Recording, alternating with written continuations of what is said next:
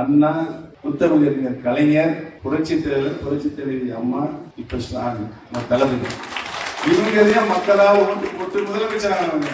மக்கள் அப்பாயின்மெண்ட், நான் ஓட்டு அப்பாயின்மெண்ட். இப்ப புதுசா நம்முடைய தேமுதிக நண்பர்கள் வந்து சேர்ந்துட்டாங்க. ஏன் சேர்ந்தாங்கன்னா, சென்ற முறை பழனிசாமி கூட்டு வைக்கின்ற பொழுது ராஜ்யசபா தருகின்ற ஒப்பந்தம் எக்ரிமெண்ட், அந்த எக்ரிமெண்ட் துச்சமத்திக்கு வெளியிடப்பட்டது. ஆனா இவங்க எக்ரிமெண்டே போடாம இன்றைக்கு அவருக்கு ராஜ்யசபா உறுப்பினர் தந்திருக்கிறார் சொன்னால், அது ஒரு அரசியல் பண்பாடு. அரசியல் மாணவர்களுக்கு லேப்டாப் தந்தாங்க அம்மா, அது 2019 நிப்பாட்டி பழனிசாமி. தாலிக்கு தந்தாங்க அம்மா, அது 19 நிப்பாட்டி. இப்படி பல திட்டங்களை, மக்கள் நல திட்டங்களை, தொலைநோக்கு பார்வையோடக்கூடிய திட்டங்களை தந்த முதலமைச்சராக இருந்த அம்மா அத்தனை திட்டங்களை பழனிசாமி. இப்பொழுது மறுபடியும் நம்முடைய மாணவ செல்வங்களுக்கு 10 லட்சம் மாணவ செல்வங்களுக்கு லேப்டாப் தந்த ஒரே முதலமைச்சர் நம்முடைய தலைவர் தான். 2 நாட்களுக்கு நேற்றுக்கு முன்தினம் 2 நாட்களாக நான் தென் மாவட்டங்கள் 2 மாவட்டங்களில் ஒரு எழுச்சியான கூட்டத்தினை, சிறப்பான கூட்டத்தினை சந்திக்கின்ற ஒரு நல்ல வாய்ப்பை பற்றி இப்பொழுது உங்களையெல்லாம் சந்திக்கின்ற ஒரு நல்ல வாய்ப்பினை என் வாழ்நாளில் உருவாக்கி தந்திருக்கிற நம்முடைய அன்பு தளபதி அவர்களுக்கு என்னுடைய நன்றியை வணக்கத்தை நான் அதிமுகவிலிருந்து அண்ணா ஆரம்பித்த திராவிட முன்னேற்ற கழகத்தில் என்னை இன்னைக்கு இணைத்துக் கொள்வதற்கு முழு மனதோடு சகோதர பாசத்தோடு என்னை இணைத்திருக்கின்ற நம்முடைய கழகத்துடைய தலைவர் மாண்புமிகு தமிழ்நாடு முதலமைச்சர் தளபதி அவர்களுக்கு நான் என்னாலும் நன்றி கடன் பட்டிருக்கிறேன் என்பதை இந்த திட்டத்தின் நடைபெற இருக்கின்ற சட்டமன்ற தேர்தலில் யாருக்கு நாம் வாக்களிக்க வேண்டும் என்ற கேள்வி தமிழ்நாடு பரவியிருக்கிறது. அதுவும் நேற்று சட்டமன்ற தேர்தலுக்கு நாள் குறித்தாகிவிட்டது. எல்லாருடைய மனதிலும் பதவதப்பு இருக்கிறது. ஆனால் உங்களை பார்க்கும்போது நீங்க தெளிவாக இருக்கிறீங்க, ரொம்ப தெளிவா இருக்கு, மகிழ்ச்சியோடு இருக்காது. தாய்மார்கள் சகோதரிகள் பார்ப்பது ரொம்ப சந்தோஷமா இருக்கு. ஏன் என்று சொன்னால் 2 ஆண்டுகளுக்கு முன்பாகவே கழகத்தினுடைய தேர்தல் பணியை தலைவர் அவர்கள் துவங்கி அதை நீங்கள் 100க்கு 200% சரியாக நினைவிலே வைத்துக் கொண்டு, நாளை தேர்தல் வந்தாலும் வெற்றிக்கணியை பறித்து தளபதியுடைய திருக்கரங்கள் கொடுப்பதற்கு நாங்கள் தயாராக இருக்கிறோம் என்ற நிலையை இன்றைக்கு நீங்கள் என்னையெல்லாம் ஆச்சரியமாக பார்த்துக் கொண்டிருக்கிறீர்கள். சரி, ஓபிஎஸ் வந்திருக்காரு, அவர் சொல்றதை சொல்லிட்டு போட்டோம். நம்ம ஏற்கனவே முடிவெடுத்து விட்டோம். அந்த முடிவுக்கான அந்த தேதியை அறிவிச்சுட்டாங்க 23. அப்படியே அது எப்போ வரும் அப்படின்னு காத்துக்கிறீங்க. உங்களுக்கு என்னுடைய நன்றியை வணக்கத்தில் தெரிவிக்கிறேன். ஏன் இந்த நிலை நம்முடைய கழகத்திற்கு ஒரு அருமையான சூழல், தமிழகத்தை வளர்ந்த அத்தனை பெருமக்களும் மீண்டும் தளபதியுடைய ஆட்சிதான் வர வேண்டும் என்று எண்ணுகின்ற, சிந்திக்கின்ற, செயல்படுகின்ற நிலையில் இருக்கிறோம் என்று சொன்னால், அதற்கு அவர் கடந்த 5 ஆண்டு காலம் முதலமைச்சராக பொறுப்பேற்ற நாளிலிருந்து இன்று வரை இரவு பகல் பாராமல் சுறுசுறுப்பாக கடமை உணர்வோடு கழக மாடல் ஆட்சியை அவர் நடத்தி வருகின்ற விதம், அவர் செயல்படுகின்ற விதம், கடமையாற்றுகின்ற விதம், இதையெல்லாம் ஒருங்கே சேர்ந்து பார்க்கின்ற பொழுது அண்ணா காலத்திலிருந்து முத்தமிழறிஞர் கலைஞர் காலத்திலிருந்து இந்த முறை அவர் ஒரு நல்ல அனுபவம் பெற்றிருக்கின்றார் அரசியல் என்பதை நாம் கண்கூடாக பார்த்துக் கொண்டிருக்கிறோம். அதிலும் ஒரு சட்டமன்றத்தில் நடந்து கொண்ட விதம், சில நேரங்களில் எதிர்கட்சியிலிருந்து இவ்வளவு பெரிய பிரச்சனைகள் வந்தாலும் கொஞ்சம் கோபத்தை நம்முடைய அருமை சபாநாயகர்கள் தெரியப்படுறார்கள். உட்காருங்க, அதெல்லாம் கொடுக்க முடியாது, ஏற்கனவே கொடுக்க முடிச்சாச்சு, உங்களுக்கு உட்காருங்க. ஆனால் நம்முடைய தளபதி அவர்கள் சபாநாயகரை பார்த்து கொடுங்க, இன்னும் எவ்வளவு நேரம் பேசுவாங்க பாவம், பதில் நான் தரேன், அனைத்திற்கு என்னுடைய பதில் இருக்கிறது, பதில் சொல்லுவார். நானே பல நேரங்களில் அவரை கூர்ந்து கவனித்திருக்கிறேன். இப்படித்தான் கலைஞர் அவர்களும், நான் கலைஞருடைய முதலமைச்சராக இருந்து பணியாற்றியிருக்கிறேன். நான் முதலமைச்சராக அவர்கள் சபையில் இருந்திருக்கிறார்கள். முதலாக நான் முதலமைச்சர் பதவி மாண்பு அம்மாவில் ஈடுபட செய்யப்பட்டு சபையில் உட்கார்ந்து அவர் வந்து உட்கார்ந்தார். உட்கார்ந்து வரும்போது வணக்கம் சொன்னேன். அவரும் கொடுத்தார். அப்புறம் நான் எதிர்கட்சி தலைவர் என்ற நிலையில் உட்கார்ந்து அவர் முதலமைச்சராக, கலைஞர் அவர் முதலமைச்சராக சபைக்கு வருவார். எழுந்து வணக்கம் சொன்னேன். பன்னீர்செல்வம் திருவாரூர் எனக்கு நன்றி அறிவிப்பு கூட்டம் இருக்குது, அதனால் செல்ல வேண்டும். செல்வதற்கு முன்னால் பொறுப்பாக எதிர்கட்சி தலைவரிடம் நான் சொல்லிவிட்டு செல்ல வேண்டும். அதுதான் என்னுடைய மரபு அப்படின்னு சொன்னேன். ஒரு முதலமைச்சர் சொல்லிவிட்டு போக தேவையில்லை. ஆனால் சபையினுடைய நாகரிகிறது, சபையை நீங்கள் இருக்கின்றீர்கள், உங்களிடம் நான் சொல்லிவிட்டுத்தான் செல்ல வேண்டும் என்று சொல்கின்ற பொழுது உண்மையில் நான் ஆச்சரியப்பட்டேன். அவர் 5 ஆண்டு கால முதலமைச்சர், நான் சில மாதங்கள் எதிர்கட்சி தலைவர், அதற்கு பின்னாடி எதிர்கட்சி துணையில் 5 ஆண்டு காலம் நான் பணியாற்றியிருக்கிறேன். நிறைய அவர்கிட்ட நான் பாடம் படிச்சிருக்கேன். அவருடைய அனுபவம், சபையில் வருவது, உட்கார்வது, பதில் சொல்வது, அத்தனை உறுப்பினர்களும் பேசுகின்ற போது கூர்ந்து கவனிப்பது, இவைகளெல்லாம் ஒரு நல்ல பயிற்சியாகத்தான் எங்களுக்கு கிடைத்தது என்பதை நான் இங்கு பணிவோடு தெரிவித்துக் கொள்ள கடமைப்பட்டிருக்கிறேன். அந்த பயிற்சியை தளபதி அவர்கள் திறம்பட படித்து அந்த அனுபவத்தின் மூலம் இன்றைக்கு இந்த நாட்டையும் கட்சியையும் இன்றைக்கு அவர் வெளிநடத்தி சென்று கொண்டிருக்கிறார் என்று சொன்னால், அவரை மிஞ்சுகின்ற தலைவர் இந்த சமகாலத்தில் யாருமே இல்லை என்று ஆளுகின்ற ஆட்சியாளர்கள், முதலமைச்சர்கள் அத்தனை மக்களையும் சமமாக பாவிக்க வேண்டும். ஜாதி வித்தியாசம் இல்லாமல், மத வித்தியாசம் இல்லாமல் ஆட்சி முறையை செலுத்த வேண்டும். அப்பொழுதுதான் அனைத்து தரப்பட்ட மக்களுடைய ஆதரவும் அவருக்கு நிரந்தரமாக கிடைக்கும் என்பதை நன்றாக உணர்ந்த காரணத்தினால் நம்முடைய தளபதி அவர்கள் பாருங்க, ஒரு கூட்டணி அவர் அமைச்சாரு. இந்த கூட்டணியிலிருந்து யாருமே வெளியே போல. 2 நாடாளுமன்ற தேர்தல், சட்டமன்ற தேர்தல், ஊரக உள்ளாட்சி தேர்தல், இடைத்தேர்தல், எல்லா தேர்தலையுமே அவர் அமைச்ச கூட்டணி இன்னும் தொடர்ந்து அப்படி நிரந்தர கூட்டணியாக இருக்கு. இப்ப புதுசா நம்முடைய தேமுதிக நண்பர்கள் வந்து சேர்ந்துட்டாங்க. ஏன் சேர்ந்தாங்கன்னா, சென்ற முறை பழனிசாமியோட கூட்டு வைக்கின்ற பொழுது ராஜ்யசபா தருகின்ற ஒப்பந்தம், எக்ரிமெண்ட்ஸ், அந்த எக்ரிமெண்ட் துச்சமத்திக்கு வெளியே போட்டது. ஆனா இவங்க எக்ரிமெண்டே போடாம இன்றைக்கு அவருக்கு ராஜ்யசபா உறுப்பினர் வந்திருக்கிறார் சொன்னால், அந்த ஒரு அரசியல் பண்பாடு, அரசியல் இப்படித்தான் வழிநடத்தி செல்ல வேண்டும் ஒரு இயக்கத்தை என்பதை முதலில் நீக்கி வைக்கும் அவர் சார்ந்து இனி ஒவ்வொரு பார்த்து அவர் ஆட்சி, ஒரு மனிதனுக்கு உணவு ஒழுங்க இருக்கும் இருப்பிடம், இதை வாழுகின்ற மக்கள் அனைவருக்கும் தர வேண்டும் என்ற எண்ணத்தோடு இன்னைக்கு அனைத்து மக்களுக்கும் நிறைவாக தந்து கொண்டிருக்கின்ற ஒரு ஆட்சியை இது கொண்டிருக்கிறார். ஆனால் என்னாச்சு, மாணவர்களுக்கு லேப்டாப் தந்தாங்க. ஆமா, அது 2019 நிப்பாட்டி பழனிசாமி. தாலிக்கு தந்தாங்க. அம்மா, அது 19 நிப்பாட்டி. இப்படி பல திட்டங்களை, மக்கள் நல திட்டங்களை, தொலைநோக்கு பார்வையோடு கூடிய திட்டங்களை தந்த முதலமைச்சராக இருந்த அம்மா அத்தனை திட்டங்களை பழனிசாமி. இப்பொழுது மறுபடியும் நம்முடைய மாணவ செல்வங்களுக்கு 10 லட்சம் மாணவ செல்வங்களுக்கு லேப்டாப் தந்த ஒரே முதலமைச்சர் நம்முடைய தலைவர் தான். இப்ப நம்மளுடைய தாய்மார்களுக்கும் மகளிர் உரிமை சந்தோஷமா இருந்தாங்க. அதிலும் 3 மாசம் 3000, 2 மாசம் அட்வான்ஸ் கொடுத்தாங்க. 5000 ரூபாய் வாங்கிட்டீங்களா? நல்லா கைதட்டி. இப்படி ஒரு முதலமைச்சர் இந்த நாட்டை ஆண்டுகளுக்கு மற்ற மாநிலங்களில் இருக்கிற முதலமைச்சர் தான் ஆச்சரியத்தோடு பார்க்கிறாங்க. ஏன் ஆச்சரியத்தோட பார்க்கிறாங்கன்னா, மாநிலங்கள், இந்தியாவை ஆண்டு கொண்டிருக்கின்ற மாநிலங்கள் மத்திய தொகுப்பிற்கு அந்த மாநிலத்திலிருந்து இணையாக பல்வேறு வகையில் நிதி சென்று கொண்டிருக்கிறது. வரி, அந்த வரியை கொண்டு கொடுக்கிற மத்திய அரசு மீண்டும் மாநிலங்களுக்கு நிதியை பகிர்ந்து கொடுக்க வேண்டும் என்று இந்திய அரசியலமைப்பு சட்டத்தின்படி நிதி கமிஷன் இருக்கிறது. அந்த நிதி கமிஷன் ஒவ்வொரு மாநிலங்களுக்கும் என்னென்ன வளர்ச்சி திட்டங்கள் நடைபெற்றுக் கொண்டிருக்கின்றது, அறிவிக்கப்பட்ட வளர்ச்சி திட்டங்கள், இனி அறிவிக்க வேண்டிய வளர்ச்சி திட்டங்கள் அவைகளுக்கு தர வேண்டும் என்பதையெல்லாம் தொகுத்து வகுத்து நம்முடைய மாநிலத்துக்கு 40% நிதி தர வேண்டும். ஆனால் சென்ற வருடம் அவர் கொடுத்தது 4%. 4% தான். ஆனால் நம்முடைய தளபதி அவர்கள் தங்களுடைய பொறுப்பாளர்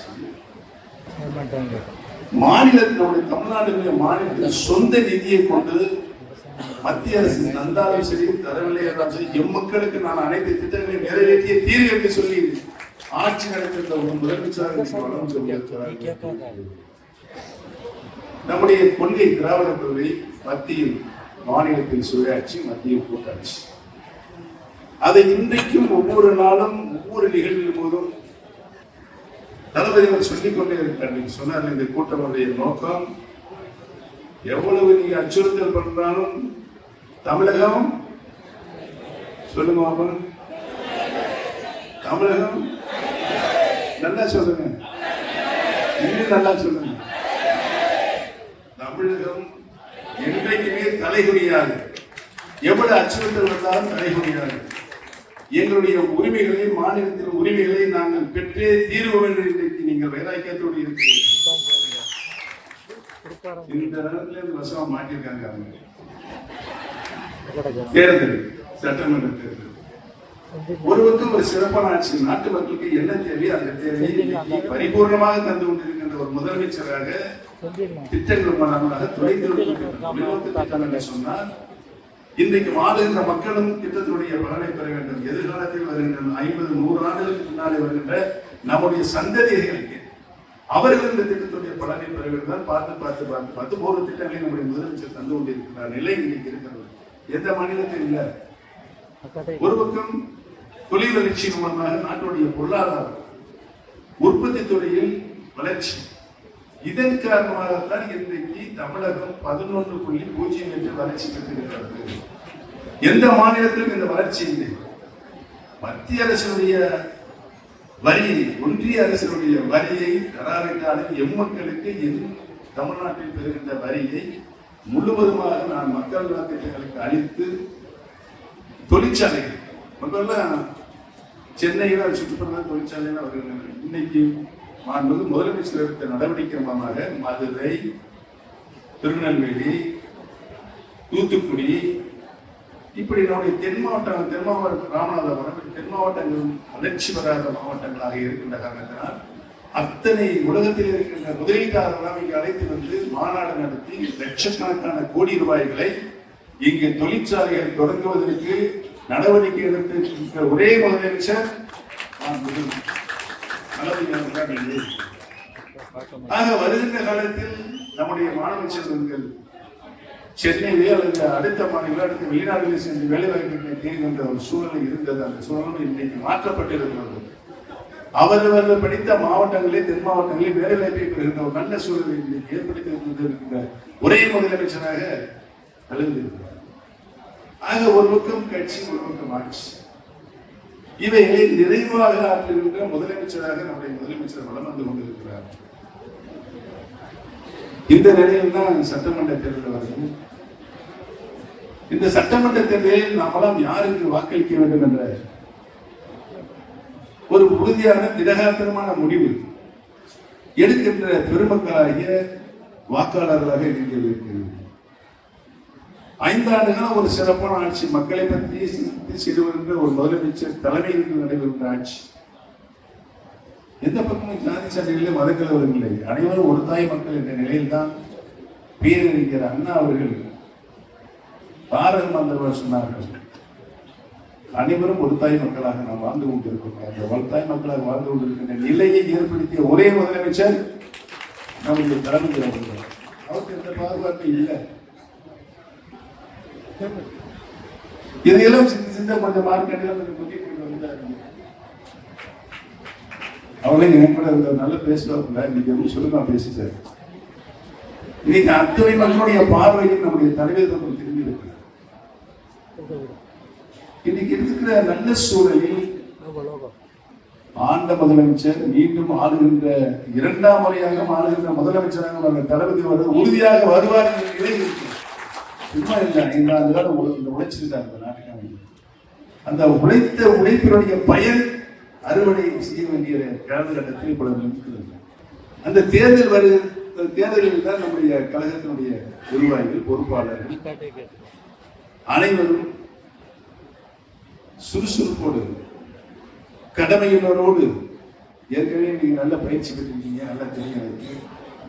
அந்த பயிற்சியை முழுவதுமாக சாதனைகளை இந்த நாட்டு மக்களுக்கு ஆற்றிய திட்டங்கள் மூலமாக அனுபவித்து வருகின்ற சாதனைகளை வீடுகளாக சென்றிருக்கிறீர்கள். அனைத்து பெருமக்களையும் சந்தித்து அதை வாக்குகளாக மாற்றக்கூடிய வீரர்களாக நீங்கள் இருக்க வேண்டும் என்று இந்த நல்ல நேரத்தில் உங்களை அன்போடு கேட்டுக்கொள்ள கடமைப்பட்டிருக்கின்றேன். நமது சின்னம்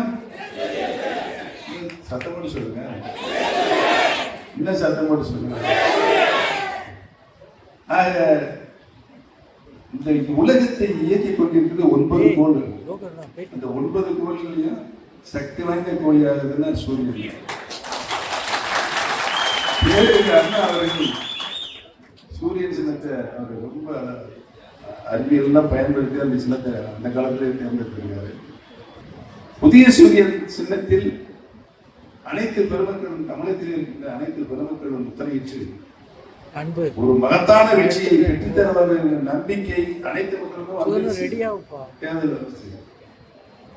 அந்த வெற்றியை பெற்று தமிழகம் அநியாயத்திற்கு என்றைக்குமே தலை குனியாது. ஸ்டாலின் அவர்கள் தொடர்ந்து 2ஆம் முறையாக தமிழகத்துடைய முதலமைச்சராக வருவார்கள். இன்னொன்று சொல்லிடுறேன் உங்களுக்கு, அண்ணா, முத்தமிழறிஞர் கலைஞர், புரட்சித் தலைவர், புரட்சித் தலைவி அம்மா, இப்ப ஸ்டாலின் தளபதி, இவங்க மக்களால் ஓட்டு போட்டு முதலமைச்சராக மக்களை அப்பாயின்மெண்ட். நான் ஒரு அப்பாயின்மெண்ட் எப்படி அப்பாயின்மெண்ட்? அம்மா என்ன இருக்கிறத முதலமைச்சர் ஆனாங்க. அவங்களுக்கு ஒரு சில பிரச்சனைகள் வந்த நேரத்தில் முதலமைச்சர் ஆக்குனாங்க. 2001 முதலமைச்சர் 12 வருஷம் அவங்க கூட பயணிக்கிறேன். ஆளுங்கட்சியில் இருந்திருக்கிறேன், 2007 எதிர்கட்சியில் இருக்கிறேன். 12 வருடம் கழித்து மீண்டும் அம்மா இதே தான் முதலமைச்சர் ஆக்கினாங்க. அம்மா திரும்ப வந்து இந்த சூழல் வந்தவங்க அப்படியே தங்கத்தை கழிச்சு கொடுத்து வைக்கிறாங்க. இன்னைக்கு பேப்பர்ல திருமண பாக்குறேன், எச்சரிக்கை வராது. யாரு இங்க படிச்சு பார்த்தீங்க, இந்த கட்சி இந்த நிலைக்கு கொண்டு போய் சேர்த்த அவர் தான் உதயகுமார். பேர் சொல்லுங்க வெக்கமா இருக்கு. எனக்கு எச்சரிக்கை வர்றாங்க, பழனிசாமி பத்தி பேசக்கூடாது. யாரு? நான். இவருதான் நான். எனக்கு நாடாளுமன்ற தேர்தலில் எங்க கட்சி இருக்க முடியும்படி இருக்கேன். தொண்டர்கள் உரிமை குழு கலங்கமா இருக்கு, மாயிடுச்சு. இப்ப வந்து அது தளபதி தலைமையில இறங்கிடுச்சு மாநாட்டுல. என்னுடைய 100-200 பேர் போய் வந்து சேர்ந்துட்டாங்க. சொன்னா அது ஓபிஎஸ் வாழ்க வாழ்கை, நம்மளை நான் வாழ்க இல்லை, தளபதி வாழ்க்கை நீ சொல்ல ஒரு சாதாரண தொண்டனா தான் நான் திராவிட முன்னேற்ற கழகத்தில் இருந்திருக்கேன். சாதாரண தொண்டன். நான் இது உழைச்சாதான் எனக்கு பதவி. அது எனக்கு நல்லா தெரியும். புரிஞ்சுச்சா? அவர் வந்து எனக்கு எச்சரிக்கை இருந்தாங்க. நாடாளுமன்ற தேர்தலில் போய் நான் போட்டியிடுற சூழ்நிலையை எனக்கு உருவாக்குனாங்க சில பேர். எனக்கு நான் வேண்டாம், எனக்கு 2 வருஷம் எம்எல்ஏ பதவி இருக்கு, என்னைய கொண்டு எங்களுக்கு டிபார்ட்மெண்ட் வெயில் இல்லை அப்படின்னு சொல்லி கேட்டேன். இல்லை நீங்க விற்கணுங்கிறாங்க. ஏன்னா அந்த எங்கே போனா நாங்கள் மிகப்பெரிய பாவம். 6 தொகுதி சட்டமன்றத்துக்கு ஒதுக்குனாங்க. நான் அந்த 6 தொகுதியில் இருக்கிற 36 சட்டமன்றத்தில் இருக்கிற பொறுப்பை கேட்ட அதிக சாமி எனக்கு வேணாம் அப்படின்ட்டாங்க. நிறைய செலவு. நம்ம தேர்தல் நிற்கணும் அறிவிச்சுட்டா வேற ஒரு தொகுதி நாள் நிற்கணும்னு சொல்லி இருக்கும்போது எங்கேயும் வந்து நிற்கணும் வேணாம் ரொம்ப நிற்க வச்சாங்க. இந்த உதயகுமார் என்ன செய்யறாரு, ஓ பண்ணிச்சுன்னா ஒரு 6 பேரை கூட்டினாங்க. வர எங்க ராமநேசன் எப்படியாவது ஓபிஎஸ் தோக்க வைக்கணும். என்னை நிக்க வைக்கிறதுடைய நோக்கமே எடப்பாடி எப்படி ஆளை போடுவாரு, எடப்பாடியை காட்டிலும் நம்ம அதிகமாக ஓட்டு வாங்கி காமிக்கணும் நம்முடைய சக்தி அப்படின்னு சொல்லி என்னை நிக்க வச்சாங்க. அவர் வந்து 6 தொகுதி 6 பேரை வேட்பாளர் கொடுத்து வந்து நிக்க வச்சு நீங்க எப்படியாவது தோக்க வச்சிருந்தாங்க. எப்படி ஏகப்பட்ட சதி வரையெல்லாம் பார்த்தாங்க. என்னாச்சு டெபாசிட் தொகை இழந்து வீடு போய் செய்ய வேண்டியதான் கட்டளைக்கு அந்த நிலையை உருவாக்கிய இன்னைக்கு குழி தோண்டி புதைச்சுக்கிட்டு இருக்க கழகத்தை யாரு? நல்லா சொல்லுங்க. அந்த எனக்கு எச்சரிக்கை. உனக்கு என்ன தகுதி இருக்கு எச்சரிக்கை வர்றதுக்கு? உனக்கு என்ன தகுதி இருக்கு? அவர் எனக்கு எச்சரிக்கை வராது. இனிமேல் பழனிசாமி பண்றாரு, நான் நிறைய பேசு நீ எப்ப கட்சிக்கு வந்த, யாரால் வந்த, எப்படி வந்த, எப்படி வளர்ந்து வந்த, நீ தலைவராக எடுத்துக்க பழனிசாமி எப்படி ஊர்ந்து போய் சொன்னா